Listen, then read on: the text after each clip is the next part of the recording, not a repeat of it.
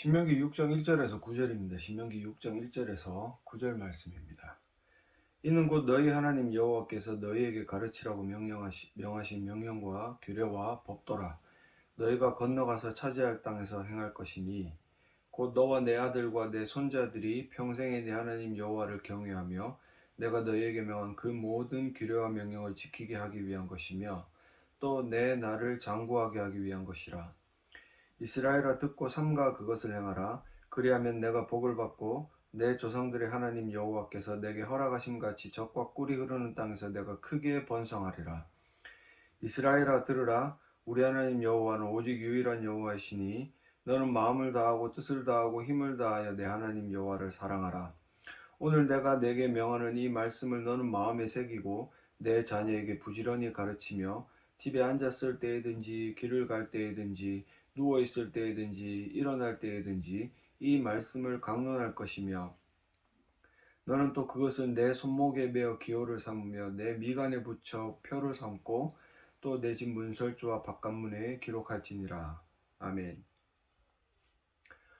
자, 지난주에 원칙을 초월하는 원칙에 관한 말씀을 드리면서 물론 이 율법을 지켜 행하는 것이 결국은 하나님 나라의 백성이 가져야 되는 가장 기본적인 삶의 모습이다. 하지만 그것을 넘어서는 원칙이 있는데 그것이 무엇이냐면 하나님께서 택하신 그들의 백성들 가운데 믿음을 허락하시고 또 그 믿음 가운데 이 모든 행위를 하게 하시고 이 행위를 통해서 하나님께서 영광 받으실 것이다 라는 그런 내용들로 뭔가 원칙을 초월하는 원칙에 대한 설명을 드렸어요.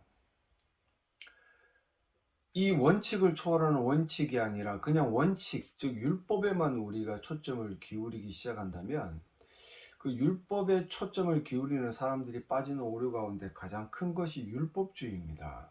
마치 내 힘으로 이것을 행할 수 있을 것 같고 내 능력으로 이 율법을 행함으로 구원을 받을 수 있을 것 같다는 착각 속에 빠져서 그 초월하는 원칙에 대한 것들은 깡그리 잊어버리고 아예 모르는 상태로 그렇게 살아가면서 결국은 패망의 길인데 그 패망의 길이 아닌 길을 걷는 것처럼 착각할 수도 있다. 그래서 우리가 이 원칙을 초월하는 원칙에 관련된 것들을 계속해서 제가 신명기서를 통해서 말씀을 드리는데 이것들을 우리가 깨닫지 못하고 이해하지 못한다면 글쎄요, 저도 100% 확답은 못 드리겠지만 그 길이 과연 옳은 길인가, 그렇게 원칙, 율법 가운데만 초점을 기울인 삶이 정확하게 맞는 삶인가 라고 뭔가 이렇게 대답하기는 참 힘들다라는 거죠. 그래서 오늘도 6장으로 넘어와서 이제는 5장에서 선포되었던 그 율법의 말씀들이 과연 도대체 어떤 기능과 어떻게 우리에게 다가와야 되는가 모세가 지금 계속해서 선포를 하고 있는데요.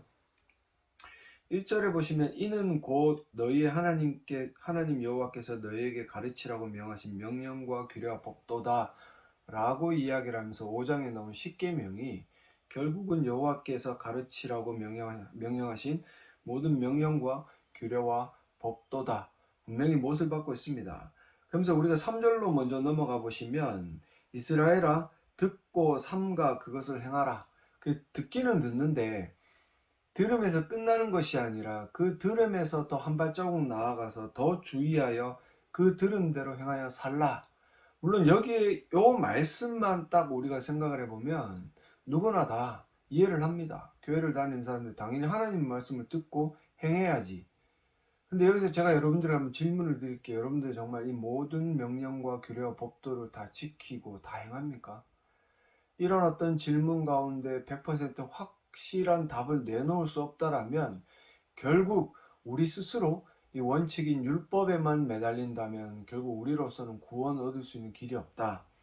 그래서 이 이스라엘이 듣고 삼가 그것을 행하는 이것은 결국은 모든 규례와 명령을 지키는 것이고, 이 2절에 나와 있는 모든 규례와 명령을 지키는 것이고, 이렇게 모든 규례와 명령을 지키는 것은 2절 초반부에 나와 있는 평생에 네 하나님 여호와를 경외하는 것이다. 경외라는 말은 이 그 4절에 나와 있는 오직 유일한 여호와 앞에 우리가 내어놓을 수 있는 정당한 반응입니다. 이게 감정적인 반응일 수도 있고 의지적인 반응일 수도 있는데, 결국 내가 하나님을 유일하신 분, 즉 나의 근원으로 고백을 하고 나를 구원하신 분이다라고 고백을 한다면, 그분 앞에 당연히 드러나는 감정이 뭐냐면 경외라는 거죠.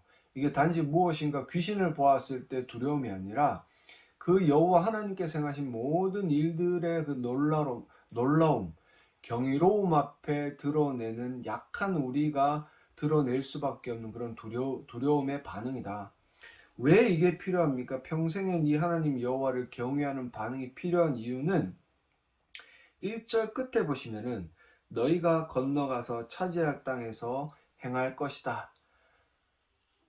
세상과 어차피 가나안 땅이라고 해서 그 안에 뭐 이방인들이 없었다. 이방인은 분명히 같이 공존을 했었죠. 그죠?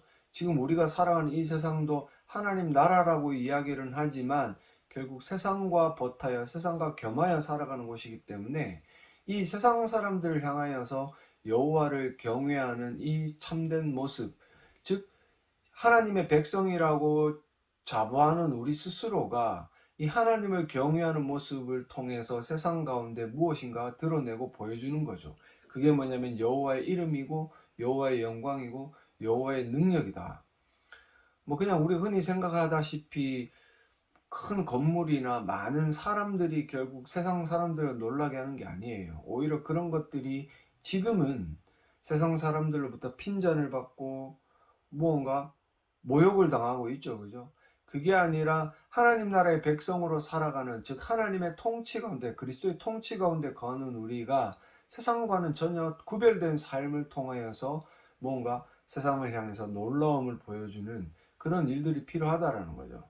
그래서 결국은 3절에 나와 있는 이스라엘아 듣고 삼가, 들어라, 듣는 게 가장 우선시되는 과정인데, 이 들음이라는 것이 결국 한번 그냥 듣는다고 해서 모든 것들이 다 해결되는 문제는 아니에요. 로마서 10장 16절과 17절에 보시면, 그러나 그들이 다 복음을 순종하지 아니하였다. 복음을 순종하지 아니하였다라는 말은 1차적으로 들었다라는 얘기죠. 그죠? 이 로마 교회에 있는 성도들 가운데 복음을 들었어요. 들었는데 그 가운데 어떤 사람들은 복음을 순종하지 아니하였다라고 사도 바울은 이야기를 하고 있고, 이사야가 이르되 주여 우리가 전한 것을 누가 믿었나이까. 그죠? 전했는데, 들었는데 누가 믿었나이까 라고 말을 하면서 이사야의 어떤 한탄 섞여 있는 고백이랄까, 저의 마음도 좀 그런 것 같아요. 계속해서 연속 강해를 하고 있습니다. 연속 강해를 하고 있는데, 이 왜 사람들이 연속 강해를 싫어하는가라는 거를 저 스스로 조금은 깨닫는 것 같아요. 왜 그러냐면 계속해서 반복되는 이야기가 우리의 약함과 그 약함에 대하여서 베푸는 하나님의 은혜가 강조되기 때문에, 신명기서 지금 6장을 시작하는 이 과정 가운데 계속 반복되는 게 뭐예요? 하나님께서 약속하신 이 땅을 차지할 이스라엘 백성들에게 주어지는 그 계명과 그 계명을 넘어서는 하나님의 은혜, 그 은혜 가운데 그들이 이 계명을 지킴으로 하나님의 그 영광을 드러내는 삶에 대한 강조를 계속하기 때문에 무언가 의무적이고 무엇인가 부담이 되는 말씀인 것은 분명해요. 하지만 이런 내용들을 전하였는데도 불구하고 누가 이 내용을 듣고 순종하겠나이까? 이사야의 고백이 곧 저의 고백이고, 아무리 이야기를 해도 자기의 구원의 어떤 확신을 점검해보지 않는, 구원을 점검해보지 않는 사람들, 그 솔직히 많이 듣지도 않아죠. 그죠? 뭐 그래봐야 10회, 15회 조회수 그 정도, 뭐 그걸 제가 뭐 굉장히 실망이 된다 이런 이야기를 하고 싶은 건 아닙니다. 그만큼 나름 전하려고 하는 이 복음의 내용들이 사람들에게는 부담이 되고, 그 부담이 되기 때문에 오히려 듣지 않으려고 한다, 그런 생각들이 들어요 저한테. 물론 이사야가 이미 고백을 했죠. 누가 믿었나이까. 복음을 전했는데, 복음을 들었어요. 근데 누가 들었나이까 라고 이야기를 하는 게 아니라 듣고 믿었나이까 라고 이야기를 해요. 그리고 17절에 그러므로 믿음은 들음에서 나며 들음은 그리스도의 말씀이다 라고 이야기를 하면서 결국은 복음은 그리스도의 말씀이고 이 복음이 선포될 때 많은 사람들이 들어요. 듣는데 그 가운데 믿는 사람도 있고 믿지 않는 사람도 있고, 믿는 사람은 순종하고 믿지 않는 사람은 순종하지 않는 결과물을 낳는다라고 사도 바울은 지금 이야기를 하고 있는 거죠. 이 경계는 분명히 이 원칙을 초월하는 원칙에 관련된 이야기, 은혜에 관한 이야기고, 이 은혜에 관한 이야기는 로마서 8장 30절에 또 미리 정하신 그들을 또한 부르시고 부르신 그들을 또한 의롭다 하시고 의롭다 하신 그들을 또한 영화롭게 하셨다. 구원론에 관한 가장 간략한 진술인데, 여기에 보시면 원칙을 초월하는 원칙이 전부 다 해당이 되죠. 미리 정하신 그들 부르시고, 또한 믿음을 주셔서 의롭다 하시고 의롭다 하신 그들을 또한 영화롭게 하실 때까지 이끌어 가시는 하나님의 그 은혜가 있음에 대한 이야기를 하는 겁니다. 그래서 이스라엘이 듣고 삼가 그것을 행할 수 있는 것은 이미 원칙을 초월하는 원칙이 있는 자들, 모든 이스라엘에게 이 원칙을 초월하는 원칙이 있다라는 말씀을 드릴 수가 없어요. 왜? 이 이스라엘이 성경 역사를 통해서 결국은 패망했고, 패망한 그들을 통해서 하나님은 세상 이 이방 나라들로부터 굉장한 모욕을 받으셨기 때문에 그렇습니다. 지금도 마찬가지죠. 교회들이 많이 난립해 있지만 이 교회들 가운데 진정으로 복음이 선포되고 그 복음을 들음으로 믿고 참된 하나님의 영광을 위해 말씀에 순종하는 자들이 과연 몇이나 있겠습니까? 그리고 이 듣는 과정은 사람들이 그렇게 생각을 할 거예요. 나도 들어요. 나도 주일날 교회 가서 설교를 들어요. 하지만 그 내용을 차하더라도 그 설교의 내용이 복음이든 복음이 아니든 그 내용을 차하더라도 듣는 것이 어떤 의미를 담고 있는가, 듣는 것은 결국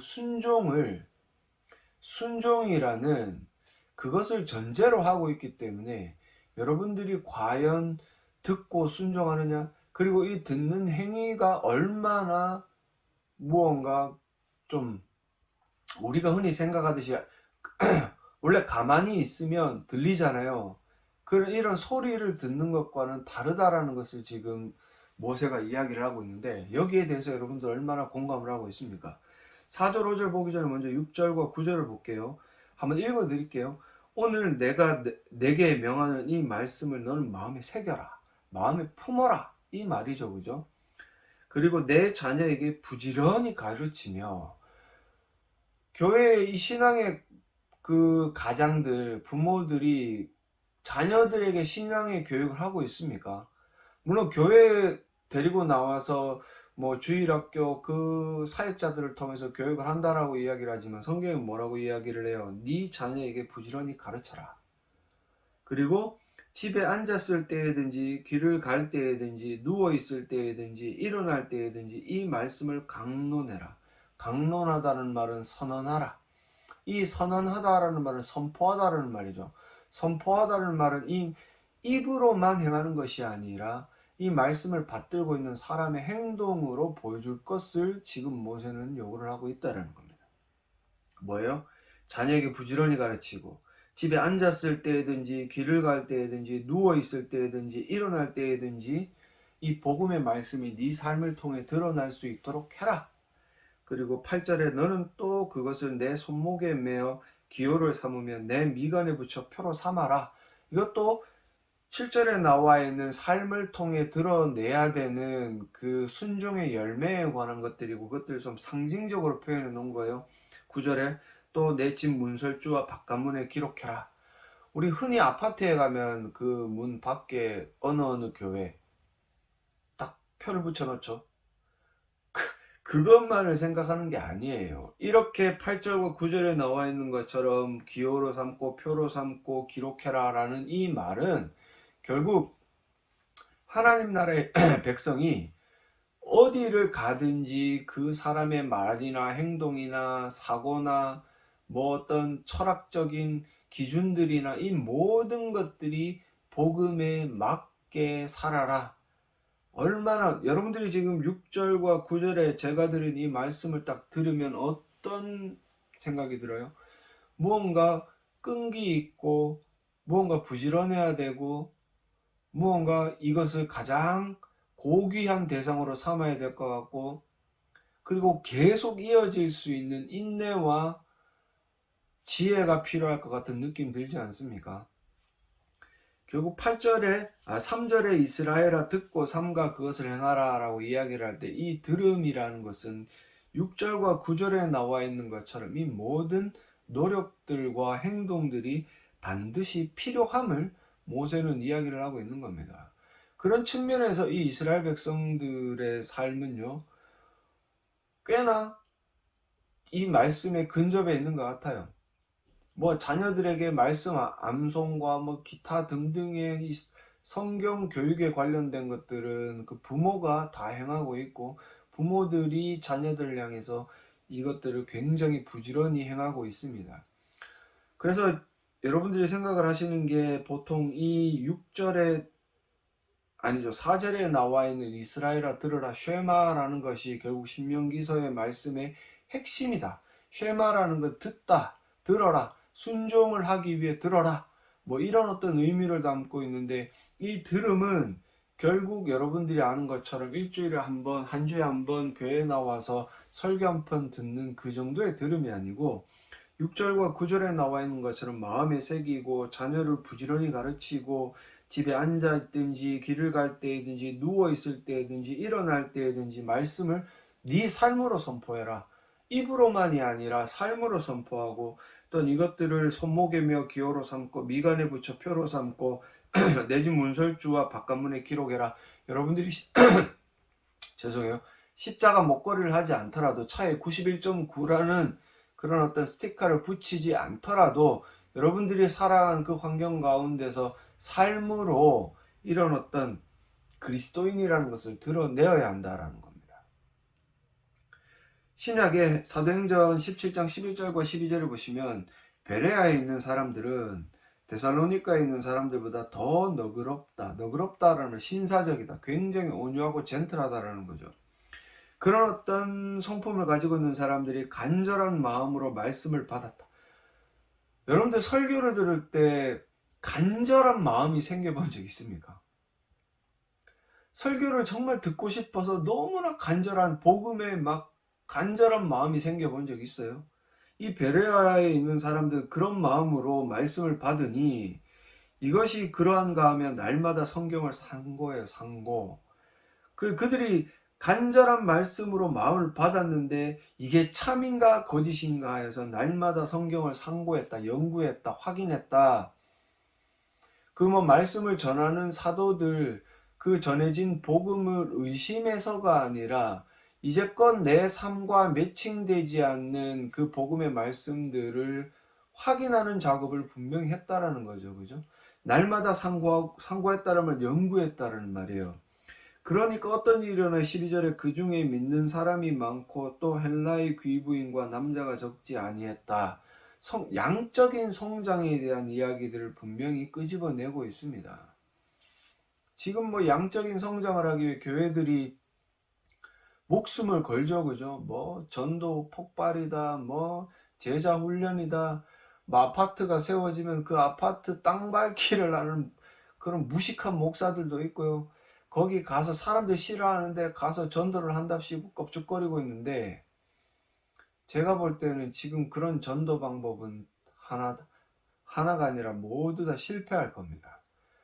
왜 그러냐면 이 코로나 시대에, 이 코로나가 우리에게 온 이후로 교회들의 그 명예가 땅에 떨어져 있기 때문에 누구도 그런 어떤 예전의 전도 방법으로 교회에 나와서 성도로서 뭔가 교회를 위해 헌신을 하지는 않을 거예요.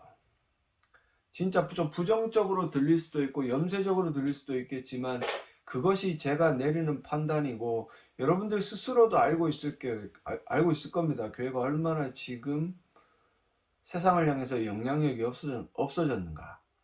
그렇다면 그 영향력을 회복하기 위해서는 결국 이 베레아에 있는 성도들처럼 정말로 간절한 마음으로 말씀을 받고 그 말씀을 연구하여서 그들의 삶이 변화되고, 변화된 삶이 결국 열매를 맺고, 열매를 맺은 그 삶이 세상과는 분명히 구별되므로 세상을 감동시켜야 됩니다. 세상 사람들을 여러분들의 삶으로 감동을 시켜야 된다는 거죠. 그러기 위해서 분명히 6절과 9절에 나와 있는 것처럼 삼가 듣고 행하는데, 이 들음이라는 것은 결국 마음에 새기고 자녀를 변화시키기 위해 가르치고 말씀을 여러분들의 삶과 삶으로 선포하고, 그리고 여러분들이 가만히 서 있더라도 그리스도인이라는 그것을 사람들이 분간해낼 수 있을 정도로 구별된 삶을 살아야 돼요.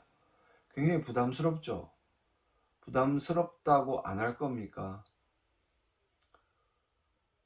교회 명예가 실추된 것은 교회가 세상과 별로 구별됨이 없기 때문에 그래요. 예전에는 참으로 교회가 보잘것없었고 목사들이 가난했고 좋은 양복을 입지 못하고 좋은 차를 타지 못했어도 세상 사람들로부터 존경을 받았는데, 그렇게 존경을 받은 이유가 뭡니까? 그들이 세상을 돌아보고 세상을 향해 나가 사는 성도들의 삶을 변화시키기 위해 참된 양육을 했다라는 거예요. 그렇다고 지금처럼 뭔가 많이 배운 것도 아니고 좋은 시스템이 있었던 것도 아니지만, 그래도 이 말씀을 순수하게 받아들여서 성도들에게 모난 말도 하고 듣기 싫은 말도 하면서 그들의 삶을 변화시키려고 애를 썼다라는 거죠. 그렇게 변화된 사람들이 자녀들을 양육하고 세상 나가서 구별된 삶을 살아갔을 때, 그때 교회는 존경을 받았고 교회로 사람들이 몰려왔는데, 근데 이런 어떤 방법들이 결국 양적인 성장을 더디게 한다. 경제 논리에 입각한 목사들이 목회를 시작하여서 결국은 쉽게 사람들을 불러 모으기 위해 복음을 어그러뜨려버리고 복음을 제거해버리고, 결국 인문학 강의 같은 설교, 그걸 설교라고 이야기할 수 있다면요, 그런 것들 듣기 좋은 이야기들만 하면서 행사 위주의 어떤 교회의 모습들을 세워나가므로 결국은 싹 다 교회가 점점 더 패망해 가고 있는 이 현실에 처한 겁니다. 그래서 여러분들이 아셔야 되는 게, 이 베레아 교회 가운데 성도들이 이렇게 많이 들어왔어요. 들어온 이유는 이 베레아 교회 사람들이 변하고 복음의 말씀을 간절히 받아들여서 연구하여서 변했다. 근데 어떻게 변했는가? 그게 4절과 5절에 나와 있습니다. 이스라엘아 들으라. 이제는 참된 이 들음의 내용, 너희가 어떻게 변해야 되는가에 대한 내용을 모세가 선포를 합니다. 우리 하나님 여호와는 오직 유일한 여호와시다.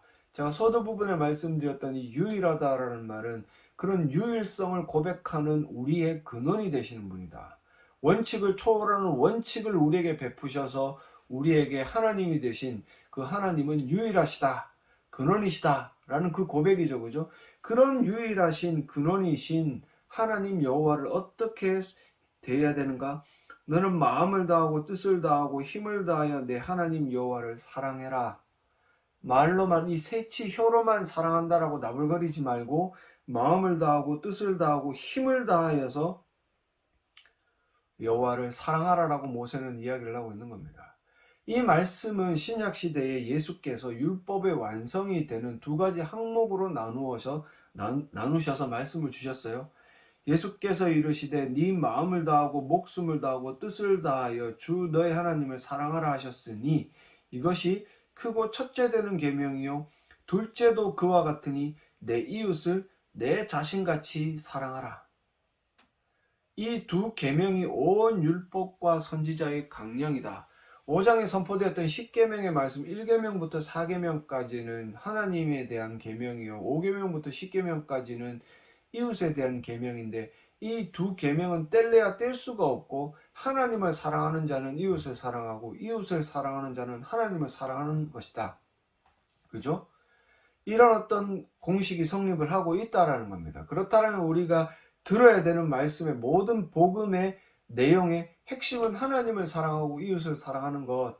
그래서 복음이라는 것은 하나님이 우리에 대해서 얼마나 큰 사랑을 베풀어 주셨는가, 유일하신 여호와께서 우리에게 어떻게 선대하셨는가, 우리를 구원하시기 위해 어떤 희생을 치르셨고 그 희생의 정점에 서 있는 예수 그리스도가 이 땅 가운데 오셔서 어떻게 행하셨고, 또한 그 예수께서 보내신 성령 하나님이 우리를 또한 어떻게 변화시키고 계시는가, 그렇게 변화된 존재들이 우리 주변에 있는 이웃들을 어떤 마음으로 바라봐야 되고, 내가 가진 것들로 그들을 어떻게 섬겨야 섬겨야 되는가에 대한 내용들이 참된 복음의 내용입니다.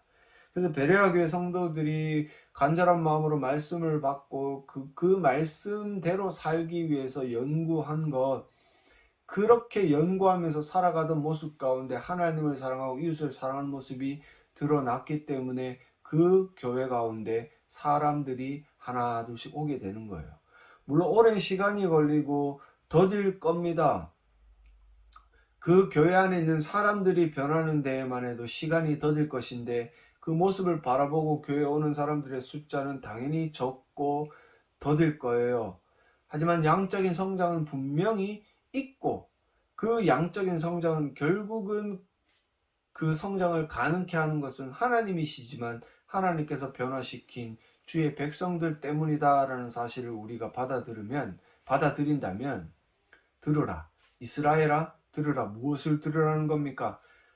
유일하신 하나님을 사랑하고 그 유일하신 하나님께서 명령하신 이웃을 사랑하는 것, 그것이 교회가 가져야 되는 것이고, 그 모든 복음의 내용 가운데는 하나님을 사랑하고 이웃을 사랑하는 내용들이 담겨져 있어야 된다. 한번 고민을 해봅시다. 여러분들이 하나님을 사랑한다라고 이야기를 하지만 이 베레아 교회 성도들처럼 말씀을 받아들일 때 정말 간절한 마음이 있습니까? 원칙을 초월하는 원칙에 대해서 여러분들이 들었을 때 정말로 아멘, 정말 감사한 마음이 여러분들 마음속에서 샘솟고 있습니까? 그래서 그런 어떤 초월하는 원칙으로 변화된 삶을 통해 여러분들은 이웃들을 얼마나 잘 섬기고 그들에 대해서 여러분들은 이 복음을 얼마나 잘 증거하고 있습니까? 교회들에 대해 묻겠습니다. 여러분들 교회들이 쓸데없는 재정 낭비를 얼마나 하고 있는지 압니까? 안 고쳐도 되는 시설물들을 고치고 안 해도 되는 일들을 통해서 낭비되는 그 돈, 성도들이 피땀 흘려가면서, 피땀 흘렸다라는 표현은 조금 과합니까? 아니요, 피땀 흘립니다. 피땀 흘려 버린 돈으로 낸 헌금을요 얼마나 의미 없이 쓰고 있는가. 당신이 만약에 어떤 교회 한 담임 목사라면 그것들 한번 고민을 해봐야 됩니다. 얼마나 이 귀한 헌금이 의미 없이 쓰여지고 있는가. 그죠? 선교사들을 돕고 주변에 있는 이웃들, 가난한 이웃들, 이 추운 날씨 가운데 기름 없고 연탄 없어서 추위에 떠는 사람들을 돌아보고는 있습니까? 물론 1년에 한 번, 연말이 되면 한 번은 돌아보죠. 그죠? 하지만 지금도 춥고 다음 달도 춥고 12월 달도 춥고 1월 달도 춥습니다. 그렇다면 그 귀한 헌금을 하나님 나라를 위해서, 결국 하나님을 사랑하고 이웃을 사랑하기 위해 뭐 시스템을 바꿉니다. 말도 안 되는 소리 하지 마십시오. 하나님을 사랑하는 것은 목사가 정신 똑바로 차려서 복음을 전하는 것이고, 물론 그 복음을 듣기 위해 환경이 좋아야 되는 건 사실이지만 여러분들은 쓸데없이 그 좋은 환경을 또 한 번 더 뒤갈아엎지 않습니까? 여러분들의 개인적인 만족을 위해서. 그리고 그 어떤 이웃들을, 선교사들을 돌아보는데 원칙을 정해놓고 교회법이라고 정해놓고 헌금이 줄어드니까 선교사들의 그 선교비를 줄입니다. 근데 여러분들 행사 안 합니까? 행사 하잖아요. 행사를 줄여서 선교비를 지원을 해야 되는 입장인데 반대로 가고 있으니 참 저 스스로도 안타까워요. 정말 한 번 더 필드로 나가고 싶은 마음이 요새 최근 들어서 들어요. 제 마음속에. 뭐 어른들 말고요. 어른들은 저는 포기했기 때문에 관심 없습니다. 주일학교 아이들, 뭐 주일학교 청년들에게 복음을 전하고 싶은 마음이 무언가 이렇게 샘솟고 있는데, 근데 어떤 교회를 가야 될까에 대한 고민이 가장 먼저 든다라는 거죠. 왜 그러냐면 그 교회에 가서 내가 아무런 사심이라기보다 아무런 욕심 없이 주일학교만 섬겨야 되는데, 또 저라는 존재 자체가 교회를 바라보면 또 답답한 마음이 들 거예요, 분명히. 그래서 그런 어떤 생각들을 지금 고민들을 하면서 기도를 하고 있는데, 교회들도 고민을 한번 해보십시오. 한번 해보세요. 정말 듣고 행하는 그 어떤 삶을 통해 세상에 대해서 하나님의 영광을 드러내야 되는데, 들으면 하나님을 사랑하고 이웃을 사랑해라, 그 내용이 주가 되어야 되는데, 첫째로 그 말씀의 내용이 없고 그 말씀의 내용을 들은 자가 결국은 하나님을 사랑하는 그 예배에 대한 어떤 갈망들, 그리고 이웃을 돌아보는 모습들, 이걸 따로 뗄 수는 없다라고 말씀을 드렸어요. 이 하나님을 사랑하는 마음을 가지고 있는 사람들은 당연히 이웃들을 돌아보면서 살고, 교회들이라면 적어도 그렇게 살아가야 돼요. 교회는 하나님을 사랑하기 위해 예전적인 그런 어떤 모습들이 아니라 내용적인 모습들이 얼마나 충실하게 있는가, 그리고 뭐 그런 어떤 쓸데없는 자잘한 재정 낭비가 아니라 진짜 써야 될 때 이 재정을 써야 되는 그런 어떤 행위를 통해서 이웃들을 사랑하는 모습을 보여줘야 된다. 그래야 교회가 회복이 됩니다. 정말 그래야 교회가 회복이 되고 앞으로 10년, 20년, 아니 100년, 200년 교회가 존속이 될 수 있다는 겁니다. 목사들 정신 차리셔야 돼요. 이 말씀을 듣고 있는 성도들인 여러분들도 정신 차려야 됩니다. 만약에 목사들이 재정 낭비를 하고 있으면 따끔하게 혼을 내고 무언가 건의를 하고 말을 해야 되는데, 목소리를 높여야 되는데, 성도들이 거기에 관심이 없어요. 왜? 나는 헌금 냈기 때문에 다 했어. 그게 가장 기본적인 원칙에 충실한 율법주의자죠. 그죠? 원칙을 초월한 원칙에 입각해 있는 성도라면, 하나님께서 명령하신 하나님 사랑과 이웃 사랑을 실천하기 위해서 내가 정신 똑바로 차리고 교회를 똑바로 돌봐야 되겠구나. 그런 모습들을 가지지 않겠습니까? 그래서 듣기 싫으면 안 들으시면 되죠. 그 결론이에요. 제 결론이에요. 연속 강의를 하면서 계속 비슷한 내용의 반복, 물론 그 비슷한 내용이 반복되는 과정 가운데 확장시키고 있는데, 듣기 싫으면 안 들으시면 되고, 저는 안 듣는 분들이 안 듣겠지만 그래도 올리는 게 제 사명이라고 생각을 하기 때문에 올리는데, 만약에 들으셨다면 여러분들 오늘 말씀을 통해서 분명히 교회에 대해서 다시 한번 더 고민해 보시고 심각하게 생각해 보셨으면 좋겠습니다. 그래서 다시 한번 더 이 교회와 성도들을 통해서 교회가 다시 한번 더 일어나고, 그 일어난 교회를 통해서 하나님의 영광 받으시고 하나님의 이름이 이 땅 가운데 높임 받으셔서 유일하신 그 하나님만이 참된 신이다, 유일하신 하나님이시다라는 그 평가를 받게 만드시는 저와 여러분들, 그리고 하나님을 사랑하고 이웃을 사랑하는데 조금 더 부족함이 없는 저와 여러분들이 되어지시기를 간절히 소망합니다.